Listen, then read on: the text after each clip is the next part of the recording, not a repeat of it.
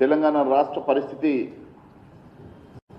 ఎంత అధ్వానంగా తయారైందంటే ఈరోజు రాష్ట్రంలో పాలన ఎటువైపు వెళ్తా ఉన్నదో అర్థం కాని పరిస్థితి. ఇప్పటి మన పేపర్లు చూసినాం, స్వయంగా ఒక ఐఎన్టీసీ అనుబంధ సంస్థకు సంబంధించిన నాయకుడే ఈరోజు తెలంగాణ రాష్ట్రంలో 10% ఇవ్వందే రిటైర్డ్ ఎంప్లాయీస్ బిల్లులు క్లియర్ కావడం లేదని చెప్పడం, నిన్న మొన్న అనేక పత్రికల్లో మీడియాలో సంచలనంగా మారినటువంటి ఒక రిటైర్డ్ ఎంప్లాయీ తను స్వయంగా వెళ్ళి ఉప ముఖ్యమంత్రి బట్టి విక్రమార్క గారి భార్యను కలిస్తే 10% ఇవ్వందే బిల్లు క్లియర్ చేయమని చెప్పిందని చెప్పి ఆమె చెప్పిందంటే ఈరోజు ఈ రాష్ట్రంలో ఉన్నటువంటి పరిస్థితి ఎంత దిగజారిందో చాలా స్పష్టంగా అర్థమవుతున్నది.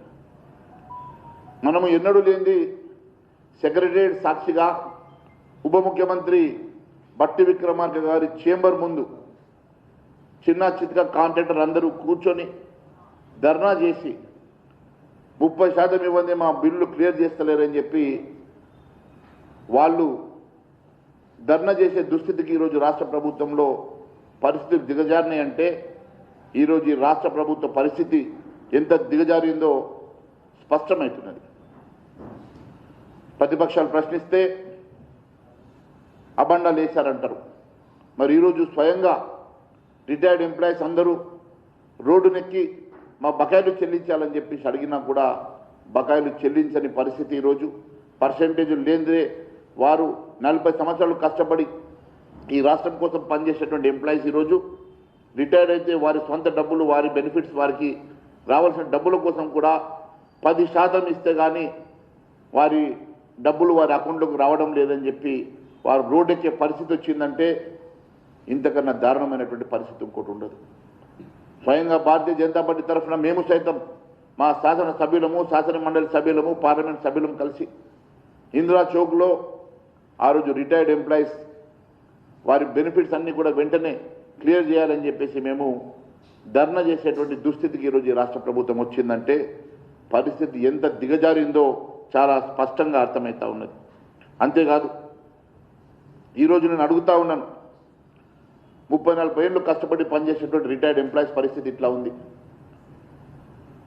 అనేక మంది చిన్న చితక కాంట్రాక్టర్లు, సర్పంచుల దగ్గర నుంచి అనేక మంది చిన్న చితక కాంట్రాక్టర్లు సంవత్సరాల కొద్దీ వారి బిల్లులు పెండింగ్ ఉంటే వారి పెండింగ్ బిల్లుల కోసం అధికారుల చుట్టూ తిరగలేక, సెక్రటరియట్ చుట్టూ తిరగలేక వాళ్ళు మరి గత 2.5 సంవత్సరాల నుంచి రోడ్డు ఎక్కే పరిస్థితి ఉందంటే ఇంతకన్నా దారుణం ఒకటి ఉన్నదని అడుగుతున్నా. మరి ఈరోజు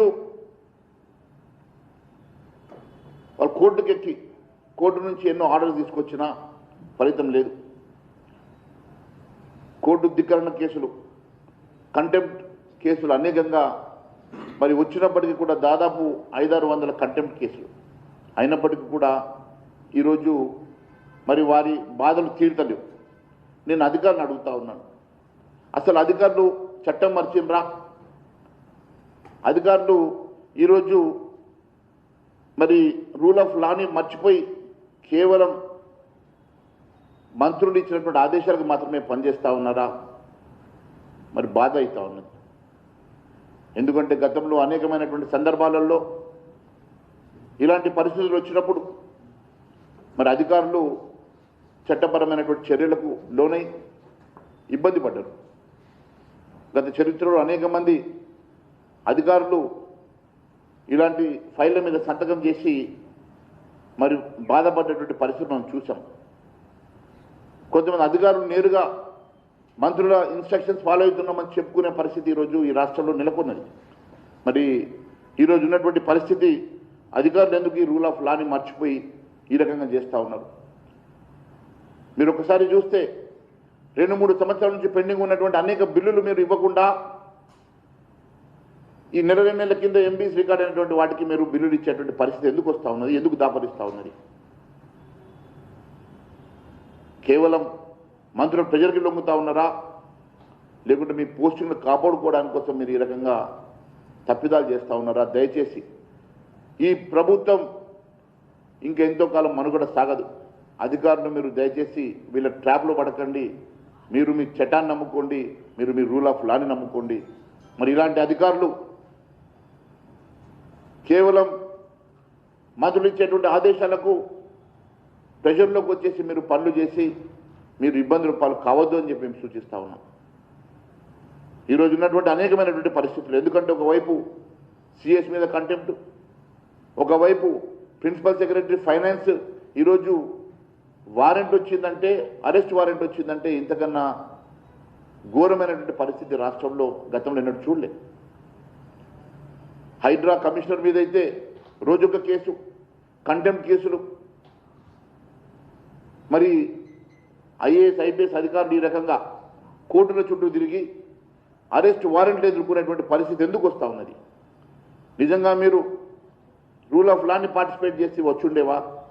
దేనికోసం ఈ చిక్కులు, దేనికోసం మీరు అందరూ కూడా తాపత్రపడతా ఉన్నారు? కేవలం మంత్రులు ఇచ్చేటువంటి ఆదేశాలకు వారి ప్రెజర్కి మీరు లోనైతే మీరు ఇబ్బందులు పడేటువంటి ప్రమాదం ఉన్నది. కాబట్టి మిమ్మల్ని సూచిస్తూ ఉన్నాను, ఈ ప్రభుత్వం శాశ్వతం కాదు. ఇంకో 6 నెలల సంవత్సరం లోపల ఈ ప్రభుత్వం మారుతుంది. మళ్ళీ రేపు మీరు ఆన్సరబుల్ ఉంటారు. కాబట్టి మీరు ఒక్కసారి ఆలోచన చేసి నిర్ణయాలు తీసుకోవాలని నేను కోరుతా ఉన్నాం. అంతేకాదు అనేకమైనటువంటి అంశాలు ఈరోజు ఈ రాష్ట్రంలో దాదాపుగా ఈ ప్రభుత్వం వచ్చి 4 లక్షల కోట్ల రూపాయలు అప్పు తీసుకొచ్చింది. కేవలం ఈ 4 నెలల్లోనే 35,000 కోట్ల రూపాయలు అప్పు చేసింది. అంటే ఈరోజు మీరు చూస్తే నెలకు 8,750 కోట్ల రూపాయల అప్పు చేసింది. రోజుకి 291 కోట్ల అప్పు. అదే మాదిరిగా గంటకు 12 లక్షల రూపాయల అప్పు. ప్రతి నిమిషానికి 20 లక్షల రూపాయల అప్పు చేసి ఈ రాష్ట్ర ప్రభుత్వం కనీసం ఇచ్చిన హామీలు నెరవేర్చే పరిస్థితులు లేదు. కనీసం ఫీ రీఎంబర్స్మెంట్ ఇచ్చే పరిస్థితులు లేదు. కనీసం డిఏలు ఇచ్చే పరిస్థితులు లేదు. ఎంప్లాయీస్కి, రిటైర్డ్ ఎంప్లాయీస్ బెనిఫిట్ ఇచ్చే పరిస్థితులు లేదు. అనేకమైనటువంటి హామీలు పక్కన పెట్టండి, కనీసం చిన్న చిన్న బిల్లులు కూడా క్లియర్ చేసే పరిస్థితులు లేదు. కానీ నిమిషానికి 20 లక్షల రూపాయలు అప్పు చేస్తూ ఉన్నది. కానీ ఈ రాష్ట్ర పరిస్థితి ఈరోజు జిఎస్డిపిలో 50% పైన అప్పులు చేసేటువంటి ఏకైక రాష్ట్రంగా తెలంగాణ నిలబడ్డది. ఈరోజు ఈ రాష్ట్రంలో 9 లక్షల కోట్ల రూపాయల అప్పై ఈ రాష్ట్ర పరిస్థితి ఫైనాన్షియల్ ఎమర్జెన్సీ వైపు పరుగులు తీస్తూ ఉన్నది. ఇంకా మేకపోతు గాంభీర్యం చేసుకొని రేవంత్ రెడ్డి అనేకమైనటువంటి తప్పుడు హామీలు ఇచ్చి భ్రమపెట్టి మభ్యపెట్టి ప్రజల్ని మోసం చేస్తూ ఉన్నాడు. మరి ఇన్ని లక్షల కోట్ల రూపాయలు అప్పులు ఒకవైపు ఉంటే, ప్రతి నెల మీరు అప్పులు కట్టలేని పరిస్థితిలో మరొక వైపు ఉంటే, సిగ్గు లేకుండా మూసీ పేరు మీద 10,000 కోట్లు ఖర్చు పెట్టి కేవలం 2 గుత్తేదారుల కోసం అది డిజైన్ చేసుకొని, మళ్ళీ ఈరోజు ఇంకొక గుత్తేదారికి ఇంపీచ్మెంట్ కోసం, ఇంకొక గుత్తేదారిని కృషి చేయడం కోసం మళ్ళొక 11,000 కోట్ల రూపాయలు మూసీ మీద ఖర్చు పెట్టడానికి మీరు ప్రయత్నం చేస్తున్నారు. కోడంగల్ పేరు మీద, మూసీ పేరు మీద, ఫ్యూచర్ సిటీ పేరు మీద వీరు 1,000 కోట్ల రూపాయలు ఖర్చు పెడుతూ ఈరోజు కనీస సౌకర్యాల కోసం కూడా రూపాయి ఖర్చు పెట్టే పరిస్థితి ఈ రాష్ట్రం లేదు. గ్రామ పంచాయతీల పరిస్థితి అస్తవ్యస్తంగా ఉన్నది. మున్సిపాలిటీల పరిస్థితి అస్తవ్యస్తంగా ఉన్నది. కేంద్ర ప్రభుత్వం నిధులు ఇవ్వకుంటే కనీసం జీతాలు కూడా ఇచ్చుకోలేని పరిస్థితిలో గ్రామ పంచాయతీలు, మున్సిపాలిటీలు ఉన్నాయి. మరి ఇంత అధ్వానమైనటువంటి పరిస్థితి ఈ రాష్ట్రంలో దాపురిస్తే ఈయన మాత్రం జల్సాల కోసం, గుత్తేదారుల కోసం, కాంట్రాక్టులకు, కమిషన్ల కోసం 1,000 కోట్ల రూపాయలు గుత్తేదారులకు ఖర్చు పెడతా ఉన్నాడు. మరి ఈ పనులు ఏమన్నా అవసరం వచ్చిన పనులు అంటే గుత్తేదారులు ఎక్కడో ఇంట్లో కూర్చొని గుత్తేదారు డిజైన్ చేసినటువంటి డిజైన్లు, దాంతోపాటు గుత్తేదారులు ఎస్టిమేట్స్ వాళ్ళే తయారు చేస్తారు. కాంట్రాక్ట్లు ఎవరికి ఇవ్వాలనో వాళ్ళే తయారు చేస్తారు. మరి బిల్లులు ఎవరికి పేమెంట్ చేయాలనో కూడా వాళ్ళే తయారు చేస్తారు. గుత్తేదారులకు పేమెంట్ రావాలంటే 10% ఇక్కడ మెగా శ్రీనివాస్ రెడ్డి అట, ఆయనకు పోయి పేమెంట్ ఇస్తే ఆయన బిల్లులు తీసుకొచ్చి క్లియర్ చేసి ఇస్తున్నాడట.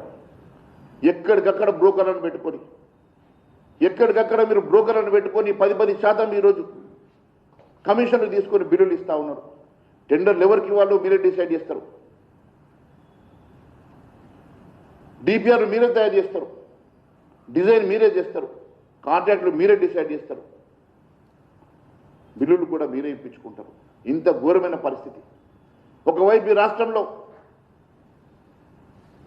అనేకమైనటువంటి పెండింగ్ బిల్లులతో పాటు ఎక్కడ అభివృద్ధి కోసం కూడా కనబడతలేదు. మొత్తం గ్రామ పంచాయతీ నుంచి మున్సిపాలిటీల వరకు, గ్రామ పంచాయతీ నుంచి హైదరాబాద్ సిటీ వరకు ఎక్కడికక్కడ గుంతల రోడ్ల దగ్గర నుంచి అభివృద్ధికి నోచుకునేటువంటి తాగునీటి సమస్యలతోటి, మురుగు బోర్లతోటి, డ్రైనేజ్ సమస్యలతోటి ఎక్కడికక్కడ అస్తవ్యస్తంగా మారితే మీరు మాత్రం ఇక్కడ ఫ్యూచర్ సిటీ అంటున్నారు. ఉన్న సిటీకే దిక్కులేదు. ఫ్యూచర్ సిటీ గురించి మాట్లాడుతున్నాడు రేవంత్ రెడ్డి. ఆ ఫ్యూచర్ సిటీ మీ అన్నదమ్ముల కోసం చేస్తూ ఉన్నారా, లేకుంటే మీ ఆస్థాన గుర్తుదారుల కోసం చేస్తూ ఉన్నారా, ఎవరి కోసం చేస్తూ ఉన్నారో తెలియదు. కానీ దయచేసి ఉన్న సిటీని బాగు చేయండి, ఉన్న మున్సిపాలిటీలను బాగు చేయండి, గ్రామ పంచాయతీల పరిస్థితులు బాగు చేయండి అని కోరుతా ఉన్నాం. ఈరోజు ఈ రాష్ట్రంలో ఫీ రియంబర్స్మెంట్కి 15,000 కోట్లు బాకీ ఉన్నది. ఆరోగ్యశ్రీ బిల్లు కోసం 15,000 కోట్ల రూపాయలు బాకీ ఉన్నాయి. రిటైర్మెంట్ బెనిఫిట్స్ కోసం 8,000 కోట్ల రూపాయలు బాకీ ఉన్నాయి. అదే మాదిరిగా ఎంప్లాయ్మెంట్ డ్యూస్ 6,000 కోట్లు, 13,000 కోట్ల రూపాయలు కేవలం రిటైర్మెంట్ బెనిఫిట్స్ కోసం. గ్రామ పంచాయతీ సర్పంచుల బిల్లు దాదాపు 1,000 కోట్లు, మున్సిపాలిటీ కార్పొరేషన్ల కోసం 2,500 కోట్లు, సింగరేణిలు 60,000 కోట్ల రూపాయలు. దాదాపు ఈరోజు డిస్కంలు ఈరోజు అప్పులలో కూరుకుపోయి ఉన్నాయి. అదే మాదిరిగా ట్రాన్స్కో కూడా దాదాపు 1,00,000 కోట్లలో అప్పులలో పడినది. ఈరోజు ఆర్టీసీ దాదాపు 12,000 నుంచి 15,000 కోట్ల రూపాయలు ఆర్టీసీ బకాయి పడ్డది. ఇన్ని రకాలుగా ఎక్కడికక్కడ ఈ రాష్ట్ర ప్రభుత్వం లక్షల కోట్ల రూపాయలు కనీస సౌకర్యాల కోసం తీసుకున్నటువంటి అప్పులు చెల్లించలేకుంటే, మరొక వైపు లక్షల కోట్ల రూపాయలు బకాయి పడితే మీరు చెల్లించాల్సినటువంటి బిల్లులు చెల్లించకుండా ఈరోజు కొడంగల్లో లిఫ్ట్ అంటారు, లేకుంటే హైదరాబాద్లో మూసి అంటారు, 4th సిటీ అంటారు, ఫ్యూచర్ సిటీ అంటారు. మీరు ఏం మాట్లాడుతూ ఉన్నారో కనీసం పొందననేటువంటి మాటలు. మరి ముఖ్యమంత్రి రేవంత్ రెడ్డి గారు మీరు మతి భ్రమించి మాట్లాడుతూ ఉన్నారా, లేకుంటే అన్ని తెలిసినటువంటి మూర్ఖుడు లేక మాట్లాడుతూ ఉన్నారా? ఈ రాష్ట్రాన్ని పూర్తిగా అధోగతి పాలు చేస్తున్నమాట వాస్తవం కాదని అడుగుతా ఉన్నాను. ఈరోజు తాగడానికి నీళ్లు లేకుంటే ట్యాంకర్లతోటి ఒకవైపు మోస్తున్నటువంటి పరిస్థితి స్లమ్ ఏరియాస్లో చూస్తూ ఉన్నాం. కనీస సౌకర్యాలు కూడా నోచుకున్నటువంటి పరిస్థితి. ఈరోజు ప్రజాస్వామ్యమా లేకుంటే ఇది క్యాపిటలిజమా అర్థం కాని పరిస్థితి. క్యాపిటలిస్టులు ఈరోజు ఈ రాష్ట్రాన్ని డిక్టేట్ చేసేటువంటి పరిస్థితి కనబడతా ఉన్నది. వాళ్ళు చెప్పిన రీతిలో, చెప్పిన పద్ధతిలో ఈ రాష్ట్ర ప్రభుత్వం నడుస్తున్నట్టు స్పష్టమవుతున్నది. సామాన్యుడు ఈరోజు 2 పూటలు తినడానికి కూడా బాధపడే పరిస్థితి ఒకవైపు ఉంటే, ఈ రాష్ట్రంలో ఉన్నటువంటి లక్షల కోట్ల రూపాయలు అప్పు చేసి, ఈ రాష్ట్రంలో 1,000 కోట్ల రూపాయల ఖజానాను కొల్లగొట్టి, ఈరోజు మీరు ఎక్కడ కూడా ఈ రాష్ట్ర అభివృద్ధి కోసం, ఇచ్చిన సంక్షేమం కోసం ఆలోచన చేసే పరిస్థితుల్లో లేదంటే ఇంతకన్నా మరి ఇంకొకటి లేదని చెప్పి అంటా ఉన్నాను. ఈరోజు డిప్యూటీ సీఎం బట్టి విక్రమార్క డిప్యుటేషన్ సీఎంగా మారిపోయాడు. బట్టి విక్రమార్క ఒక లూటి విక్రమార్కగా మారిపోయాడు.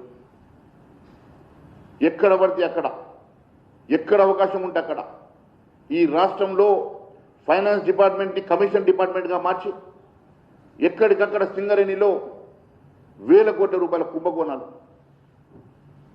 మీరు చూసిండ్రు. గతంలో తాడిచెర్ల గురించి ఏఎంఆర్ సంస్థకి ఇచ్చినటువంటి తాడిచెర్లలో 20,000 కోట్ల రూపాయలు దీంట్లో కుంభకోణం ఉన్నదని చెప్పేసి గతంలో వివేక్ వెంకటస్వామి గారు మాట్లాడిన వ్యక్తి ఈరోజు రాష్ట్ర మంత్రిగా, క్యాబినెట్ మంత్రిగా ఉన్నాడు కదా, మరి దాని మీద ఎందుకు ఎంక్వైరీ చేపిస్తలేడని అడుగుతున్నాను.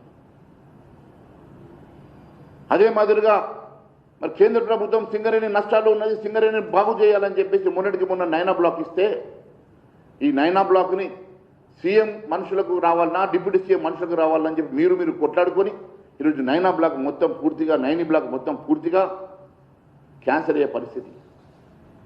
కేంద్ర ప్రభుత్వం సింగరేణిని బాగు చేయాలని ఇంకా 2 బ్లాకులు ఇస్తే ఆ 2 బ్లాకులలో కూడా మీకు బంగారమే కనబడతా ఉన్నది, నిధులే కనబడతా ఉన్నాయి, పైసలే కనబడతా ఉన్నాయి, కమిషన్లే కనబడతా ఉన్నది తప్ప సింగరేణిని బాగు చేసి సింగరేణి సంస్థను లాభాల బాట నడిపించాలని మాత్రం మీకు లేదు. ఈరోజు సింగరేణికి ఇవ్వాల్సిన 60,000 కోట్లు ఇవ్వరు. గతంలో 3rd గ్రేడ్ బ్లాక్ అని చెప్పేసి మీరు తాడిచెర్ల బ్లాకుని మీరు ఒక ప్రైవేట్ కాంట్రాక్టర్కి అప్పచెప్తే ఈరోజు దాన్ని గ్రేడ్ 1 కోల్ కింద మీరు 3,500 రూపాయలకు టన్ను కొనుగోలు చేస్తూ ఉన్నారు. మరి ఇది ఎక్కడి గత ప్రభుత్వం తప్పిదం చేస్తే మరి దాన్ని కరెక్షన్ చేయాల్సింది పోయి మళ్ళీ అదే గుద్దదారులతోటి మీరు లాలూచిపడి దాన్ని కంటిన్యూ చేస్తున్నమాట వాస్తవం కాదని అడుగుతున్నా. ఈ రకంగా బట్టి విక్రమార్క మొత్తం లూటి విక్రమార్కగా మారిపోయిండు. ఆయన పక్కన ఉండేది రేవంత్ రెడ్డి. తే తే తే అంటున్న ఆయన రేవంత్ రెడ్డి పోయి తేవంత్ రెడ్డి అయిపోయిండు. ఇద్దరు కలిసి ఒకరు లూటీ చేస్తే ఒకరు తెమ్మంటున్నారు. లూటి విక్రమార్క తేవంత్ రెడ్డి కలిసి రాష్ట్రాన్ని దోచుకుంటున్నమాట వాస్తవం కాదా?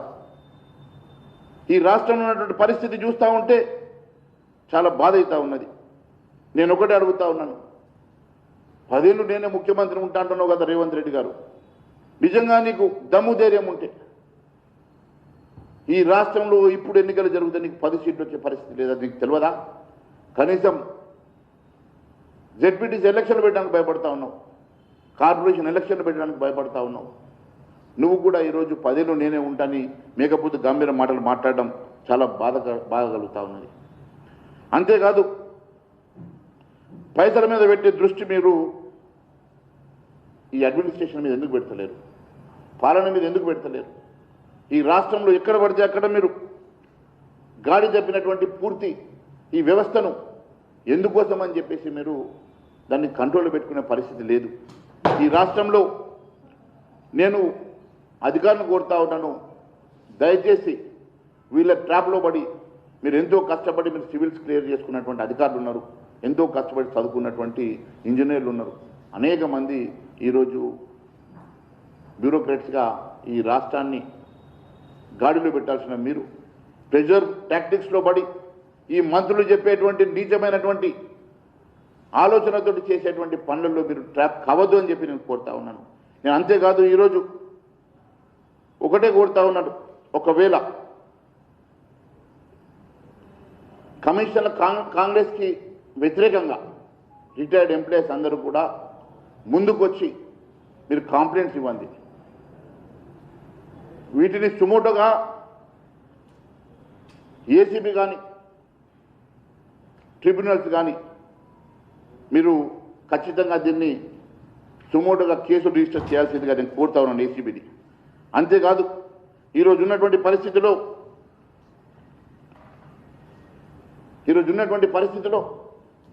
ఎట్టి పరిస్థితుల్లో కూడా చిన్న కాంట్రాక్టర్లను రిటైర్డ్ ఎంప్లాయీస్ని అందరినీ కూడా మీరు కంప్లైంట్స్ రిజిస్టర్ చేయండి.